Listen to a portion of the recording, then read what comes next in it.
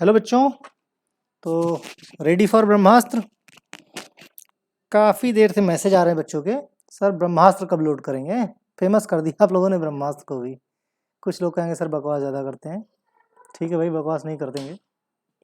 और जिनको जिनको बकवास लगे मेरी बात, साफ साफ बता रहा हूँ गुस्से में कि बिल्कुल वीडियो मत देखो। ठीक, तो हम लोग क्वेश्चन की तरफ बढ़ते हैं। The Latin term used for before meal, क्या बोलते हैं भाई?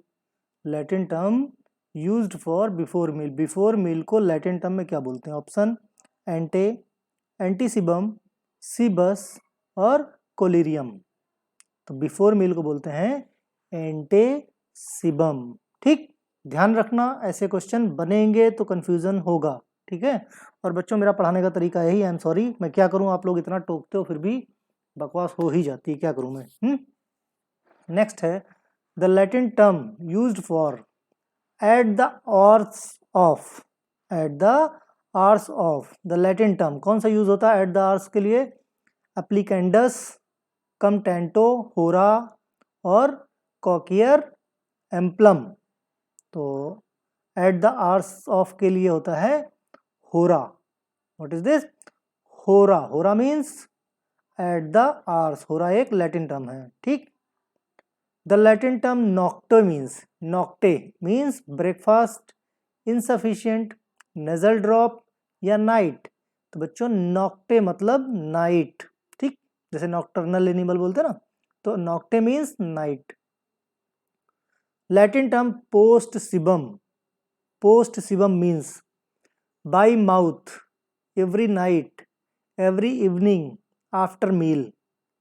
तो पोस्ट शिबम मतलब होता है आफ्टर मील, मीन्स जिस मेडिसिन पे लिखा हो पोस्ट सिबम मतलब वो खाने के बाद, मतलब रात का डिनर लेने के बाद उसको खाना है, या फिर कह लो दोपहर के खाने के बाद। वैसे पोस्ट सिबम का मतलब यही होता है। ठीक, 1 टीस्पून फुल मीनिंग। अब ये जो मैंने पढ़ाए हैं प्रीवियस काफ़ी वीडियो हैं बच्चों। ठीक, तो वो सारे वीडियो देख लेना, तो ये सारी टर्मिनोलॉजी क्लियर हो जाएगी। इससे क्वेश्चन अगर बनते हैं तो प्रॉब्लम हो सकती है, तो इसलिए ध्यान से पढ़ना इन चीज़ों को। तो 1 teaspoon full means 4 ml, 8 ml, 15 ml या 30 ml। तो बच्चों 1 टीस्पून फुल मतलब होता है 4 ml। When 2 or more drugs given together produce the same resulting effect is algebraic sum of individual effect। क्या बोलते हैं भाई? जब दो ड्रग्स दी जाती हैं जिनके रिजल्ट सेम, एल्जेब्रिक सम जैसे सेम होते हैं, तो उसके इंडिविजुअल इफेक्ट को क्या बोलते हैं? एंटागोनिज्म, सिनर्जिज्म, एडिशन या all of the above. Antagonism तो देखो अपोजिट हो गए, है ना, एक दूसरे के अगेंस्ट काम करते हैं। सिनर्जिज्म क्या होते हैं? एक्शन को बढ़ा देते हैं। ठीक, और यहाँ पे बात की जा रही है given together produce the same result. ठीक, इट मीन्स यहाँ बात की जा रही है एडिशन की। इस टाइप को क्या बोलते हैं? Addition, right. Rx is, Rx का मतलब क्या होता है? लैटिन टर्म है ये आरएक्स, इंग्लिश टर्म है, फ्रेंच टर्म है या जापानीज टर्म है आरएक्स। तो मैक्सिमम लोगों को पता होगा कि आरएक्स जो है लैटिन टर्म होता है। अब RX resembles means, RX sorry RX symbol क्या बोलता है भाई? आरएक्स सिंबल का मतलब क्या होता है? गिव इट, टेक इट या बी एंड डी या टेक दाउ। तो आरएक्स सिंबल का मतलब होता है टेक इट या टेक दाउ, यानी कि हमारा सी ऑप्शन सही है। Reason for therapeutic incompatibility, therapeutic incompatibility क्यों हो जाती है? ऑप्शन क्या है? Overdose of drug, underdose of drug या एंटागोनिज्म ऑफ ड्रग। तो बच्चों ये सारे रीजंस क्या हैं? थेरेपेटिक इनकम्पैटिबिलिटी के कारण होते हैं। या तो डोज ओवर हो जाए या अंडर हो जाए। एक भाई साहब ने कमेंट किया था, प्लीज क्विक एक्सप्लेन। अरे भाई नहीं आता मुझे क्विक एक्सप्लेन करना, जैसे आता मैं वैसे करूँगा। ठीक, तो overdose of drug, underdose of drug, antagonism of drug. ठीक, ये सारे रीजन होते हैं किसके? थेरेपेटिक इनकम्पैटिबिलिटी, यानी सी ऑप्शन सही है।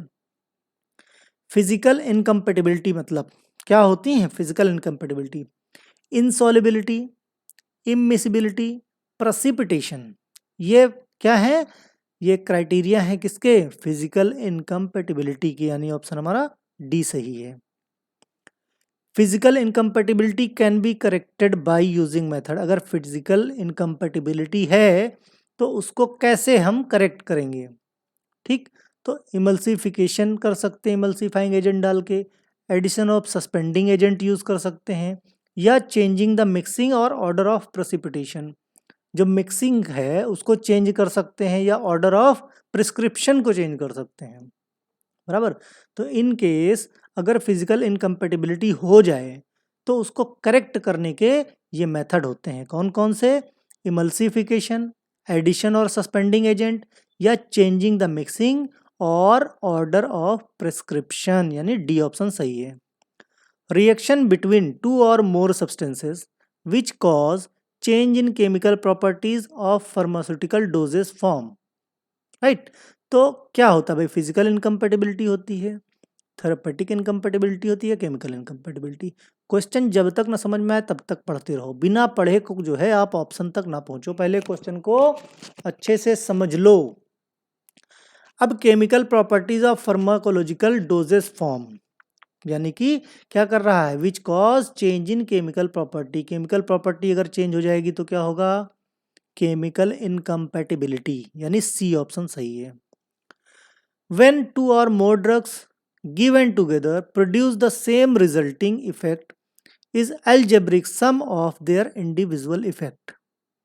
अगर दो या ज्यादा ड्रग्स एक साथ सेम रिजल्ट प्रोड्यूस करते हैं तो क्या बोलते हैं उससे? अभी हमने पढ़ा था ना, वही क्वेश्चन रिपीट हो गया, यानी एडिशन। अब अगला क्या है? टू और more drugs using in combination their action is increased. दो या दो से ज्यादा ड्रग अगर कॉम्बिनेशन में यूज की जाती हैं और एक्शन बढ़ जाता है, इट मींस ऑप्शन क्या? Addition, antagonism, synergism. तो सिनर्जिस्टिक इफेक्ट क्या होता है? जो कॉम्बिनेशन में दी जाए और ये एक दूसरे के इफेक्ट को इंक्रीज कर देते हैं, राइट। यानी यहाँ पे क्या हो रहा है? कॉम्बिनेशन में दिया गया और फार्माकोलॉजिकल एक्शन इंक्रीज हो गया है, उसको क्या बोलते हैं? सिनर्जिज्म। तीनों क्राइटेरिया यहीं पे समझा दूंगा ताकि कंफ्यूजन ना हो। Action of one is opposed by another drug. Action of one, एक के एक्शन को दूसरी ड्रग अपोज कर रही है। Drug on same physiological system, means एक रिसेप्टर पे इसको बाइंड होना है, इसकी जगह दूसरी ड्रग बाइंड हो गई, इसका मतलब सामने वाले का एक्शन क्या हो जाएगा? अपोज हो जाएगा। तो ऐसी ड्रग को क्या बोलते हैं हम? ऑप्शन क्या है? एडिशन, सिनर्जिज्म, एंटागोनिस्ट या नन। तो जाहिर सी बात है जहां बाइंड एक को होनी थी बाइंड हो गई दूसरी, तो दूसरी ड्रग को क्या बोलते हैं? इस एक्शन को क्या बोले? Antagonism action. क्या बोलते हैं? एंटागोनिज्म। यानी उसने क्या किया? उसके सामने वाले के एक्शन को एंटागोनाइज कर दिया, अपोज कर दिया, राइट। तो हमारा सी ऑप्शन सही है। An extraordinary response to a drug different from its characteristic pharmacological action. अब देखो बड़ा इंपॉर्टेंट है, ध्यान से पढ़ना। एक्स्ट्रा ऑर्डिनरी रिस्पॉन्स, ध्यान रहे कहीं भी दिख जाए एक्स्ट्रा ऑर्डिनरी रिस्पॉन्स अगर हो रहा है drug different from characteristic pharmacological action में, तो ऑप्शन क्या है? Synergism, idiosyncrasy, antagonism, addition. अब देखो सिनर्जिज्म आपने देख लिया, एंटागोनिज्म देख लिया, एडिशन देख लिया, तो नया टर्म क्या आया? Idiosyncrasy. It means extra ordinary response कब मिलता है? इडियोसिंक्रेसी के केस में, यानी बी ऑप्शन हमारा सही है।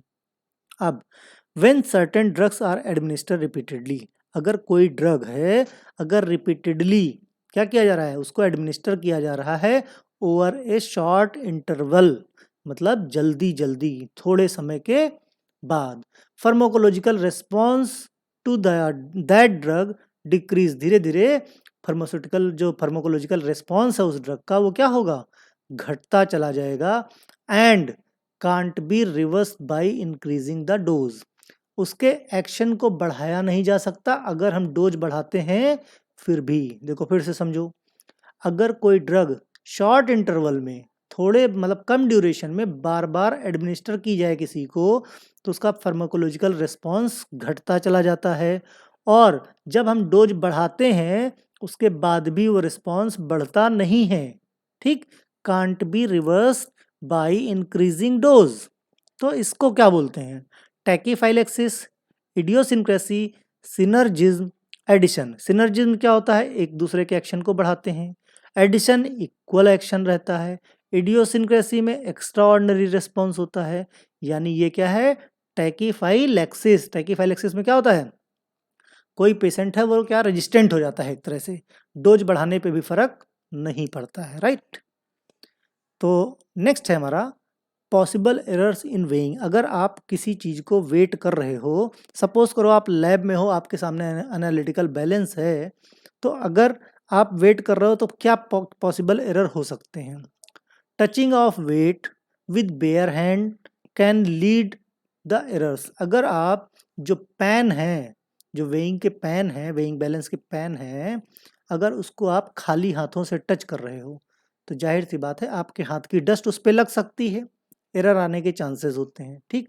ये तो एनालिटिकल बैलेंस की बात कर रहा हूँ, इलेक्ट्रॉनिक बैलेंस तो बहुत सेंसिटिव होते हैं, ठीक। Improper balance level can lead to error. अगर बैलेंस का जो लेवल है वो इम्प्रॉपर है, बराबर नहीं है, मीन्स जो नीचे लोड से लगी होती है वो बराबर नहीं है, या सेम बैलेंस पे मीन्स सेम फ्लैट प्लेटफॉर्म पे नहीं रखा। फ्लैट प्लेटफॉर्म देखने के लिए एक आता है स्पिरिट लेवल, उसमें स्पिरिट रहता है, उससे पता चल जाता है कि बराबर है कि नहीं, मीन्स उससे हम क्या करते हैं, बैलेंस का लेवल चेक कर लेते हैं ना। तो अगर बैलेंस का लेवल बराबर नहीं है तो भी एरर आ सकती है। Settling airborne dust on pan cause error. अब एयरबॉर्न डस्ट जो है भाई, डस्ट जाहिर सी बात हवा के साथ आती है और पैन पे अगर सेटल डाउन हो जाएगी, जम जाएगी, तो इससे भी एरर आ सकता है। यानी कि ये सारे के सारे पॉसिबिलिटीज़ हैं वेइंग के टाइम पे एरर आने की, ठीक। Next, homogeneous semi solid preparation used for external application to the skin.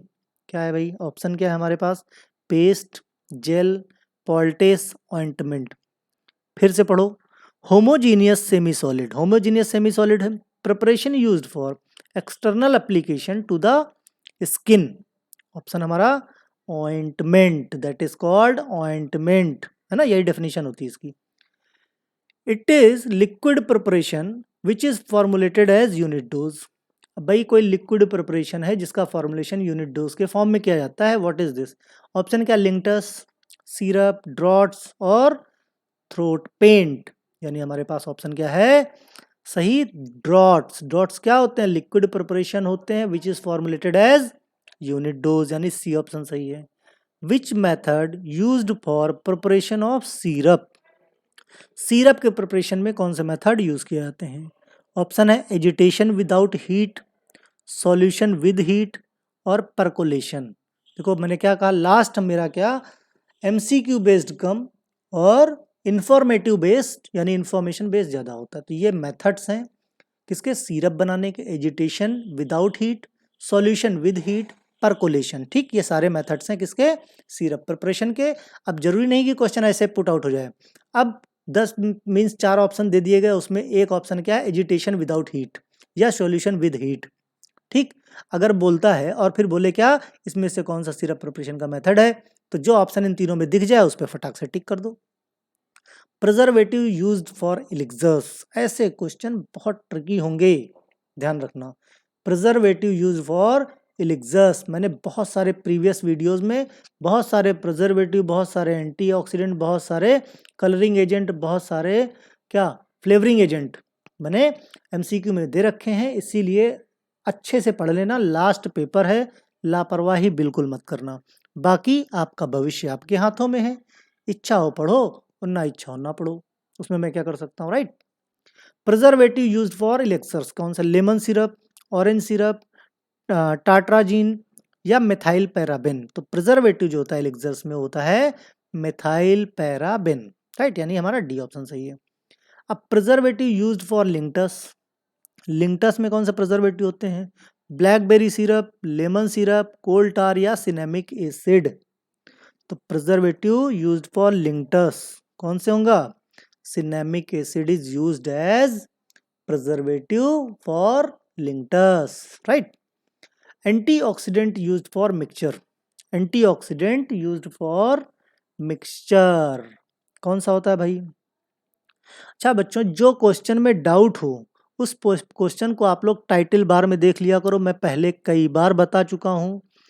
कल वाले क्वेश्चन में सिडेटिव हिप्नोटिक में थोड़ा सा एक्सचेंज हो गया, क्या जिसने स्लाइड बनाई उसने थोड़ा सा क्या एनिमेशन गलत में डाल दिया, ठीक। और मैं भी क्या, आजकल क्या लोड ज़्यादा रहता है, आप लोग भी समझ सकते हो, तो उसी प्रभाव में मैं भी उसी तरह समझाता चला गया, राइट। तो उसको लेके टाइटल बार मैंने इमीडिएट इवन उसको करेक्ट कर दिया था टाइटल बार में, लेकिन कम से कम नहीं तो 50-55 बच्चों ने सर गलत का पढ़ा दिया आपने, गलत पढ़ा दिया आपने। अरे भाई ठीक है, मैं भी इंसान हूँ, आपसे कितनी गलती होती है, अपनी गलतियों को देखो पहले, राइट। तो मतलब हद हो गई यार, मैंने करेक्ट किया, सबको बोल रहा हूँ टाइटल बार देखो, टाइटल बार देखो, टाइटल बार देखो, तो आप पहले बता रहा हूँ किसी में कंफ्यूजन, एक बार टाइटल बार में देख लो कि मैंने करेक्ट तो नहीं कर रखा है, उसके बाद अपना क्वेश्चन करो ना यार, समझे। तो इस चीज़ को मैंने पहले भी, जब मैंने शुरू में वीडियो बनाए थे तब भी मैंने ये चीज़ समझा दी थी कि कहीं पे भी कोई करेक्शन आता है, क्या है बच्चों, समय इतना कम रहता है कि वीडियो बनाने के बाद सीधे अपलोड कर देता हूँ। अब बनाने के बाद मैं देखूँ फिर एडिट करूँ तो आपको वीडियो सेम डे मिल ही नहीं पाएगा, आपको भी देना है, फर्स्ट ईयर के बच्चों का एग्ज़ाम है उनको भी वीडियो बना के देना है, कितना आप खुद अंदाजा लगा के देखो, कॉलेज जाना है, कॉलेज के भी काम करने, फिर भी मैं समय निकाल के आपके लिए काम कर रहा हूँ बच्चों, आपके लिए मेहनत कर रहा हूँ। इस चीज़ को आप अप्रिशिएट नहीं करोगे। हाँ, बस गलती कहाँ मिल जाए सर की, बस है सर आप गलत पढ़ा रहे हो, ठीक। तो बच्चों अब तो भविष्य चालू हो रहा है आपका, ध्यान रखो, क्योंकि अब क्या पढ़ने के दिन गए, अब गलतियाँ आपकी निकाली जाएंगी, तब पता चलेगा जब रियल लाइफ में पहुंचोगे, है ना। तो एंटीऑक्सीडेंट यूज्ड फॉर मिक्सचर कौन सा होगा भाई? Chloroform 0.25% weight by weight, benzoic acid 0.1% weight by weight, weight by volume, sorry chloroform 0.25% volume by volume, और benzoic acid 0.1% weight by volume, spirit lemon या सोडियम मेटाबाई सल्फाइड 0.1%। तो antioxidant mixture में कौन सा यूज किया जाता है? That is sodium metabisulphite 0.1%, ठीक, डी ऑप्शन सही है। Additives used in parenteral dosage form as antimicrobials, additives used in parental doses form as antimicrobials कौन से भाई? Ascorbic acid, benzyl alcohol, acetate या लेसिथिन। देखो मैं डांटता हूँ तो बहुत लोगों को बुरा लगता होगा, लेकिन बच्चों जब मैं पढ़ा रहा हूँ तो एज ए टीचर पढ़ा रहा हूँ तो डांटने का अधिकार भी मेरे पास है या नहीं, कि मैं आपसे पूछ के डांटूंगा। मैं अपने क्लास के बच्चों, अपने कॉलेज के बच्चों को भी, अगर आप जानते हो मुझे तो मेरे क्लास के बच्चों से पूछ लो, लेकिन बच्चों जब कहीं फंसते हो ना तो आखिरी तक मदद भी मैं ही करने आता हूँ, ठीक है। तो अगर पढ़ाई याद रहती है तो डांट भी याद रहनी चाहिए, ठीक। Additives used in parenteral doses form as antimicrobial, ascorbic acid, benzyl alcohol, acetate या लेसिथिन। तो ऑप्शन हमारा क्या है? Benzyl alcohol. क्या है? Benzyl alcohol. बी सी दोनों में हो गया है, लेकिन but that is benzyl alcohol.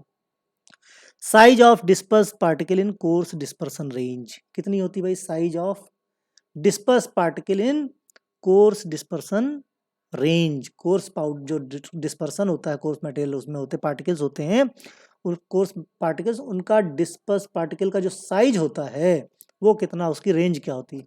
100 micron से 200 माइक्रोन, 1 माइक्रोन से 100 माइक्रोन, 1 mm से 10 mm और 10 mm से 100 mm।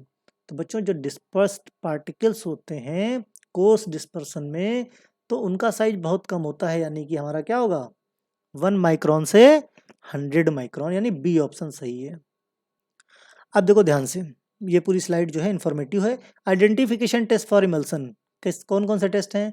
Dilution test, conductivity test, cobalt chloride test, dye solubility, fluorescence test. अब एमसीक्यू बनाने जाता तो 4 ऑप्शन आते, ठीक, जिसमें से एक ऑल ऑफ द अबव लिखना पड़ता, आधे आधे भूल जाते, इसीलिए एमसीक्यू ना बना के इसको इन्फॉर्मेशन के तौर पे कि टेस्ट ऑफ इमल्सन का identification test dilution test method से, conductivity test, cobalt chloride, dye solubility और फ्लोरेसेंट। तो कल के क्वेश्चन में जहां दिख जाए इन पांचों में से कोई, तो वहां पे आंख बंद करके टिक कर देना। Type of suppository, type of suppository, rectal suppository, vaginal suppository, urethral bougies, nasal suppository, ear cones जिसको ऑरिनेरिया भी बोलते हैं, राइट। तो ये इस तरह की होती हैं क्या, सपोजिटरीज, ठीक। तो इनको ध्यान रखना। कैरेक्टरिस्टिक ऑफ आइडियल सनस्क्रीन, क्या होती है भाई, सनस्क्रीन जो लगाई जाती है उसकी ideal characteristic, should have broad spectrum activity, ठीक है। Should should be non comedogenic, non comedogenic होने चाहिए, मीन्स कुछ जो है एलर्जी का एक्शन ना हो करे। शुड बी हाइपो एलर्जिक, यानी कम उसकी एलर्जी, भाई देखो थोड़ी बहुत एलर्जी, बहुत सारे लोग होते हैं जो सेंसिटिव होते हैं, सनस्क्रीन लगाओ उनको क्या दाने निकलने लगते हैं, यानी वो सेंसिटिव होते हैं। तो फिलहाल इसमें क्या हाइपो एलर्जिक बनाया जाता है कि जिससे, क्योंकि सनस्क्रीन कोई भी लगा लेता है ना, तो जिससे क्या होता है कि एलर्जिक रिस्पॉन्स ना आए, यानी कि ये सारी की सारी क्या है, ideal characteristic of an ideal sunscreen, ठीक। Anionic surfactant used in formulation of shampoo, anionic surfactant कौन सा यूज किया जाता है शैम्पू के फॉर्मुलेशन में, alkanolamide, alkyl sulphate, alkyl amine, alkyl imidazoline. तो बताओ भाई, एनायनिक, कैटायनिक नहीं है, एनायनिक, एनायनिक कौन सा होता है, अब देखो अगर ध्यान से तो क्या होगा, एल्काइल सल्फेट ही तो होगा हमारा एनायनिक सरफेक्टेंट, राइट। तो ध्यान रखना इन चीजों को। फिर anti dandruff agent used in formulation of shampoo, shampoo के फॉर्मुलेशन में एंटी डैंड्रफ एजेंट कौन सा, देखो दिखाते ना clinic plus, jet PTO, anti dandruff shampoo jet PTO, यानी जिंक पायरिथियन, और क्या होता है इसमें, सेलेनियम सल्फाइड और अंडेसाइलेनिक एसिड डेरिवेटिव्स, यानी कि ये सारे के सारे याद कर लेना, एंटी डैंड्रफ एजेंट हैं, ठीक है, जो शैम्पू के फॉर्मुलेशन में यूज होते हैं, ठीक।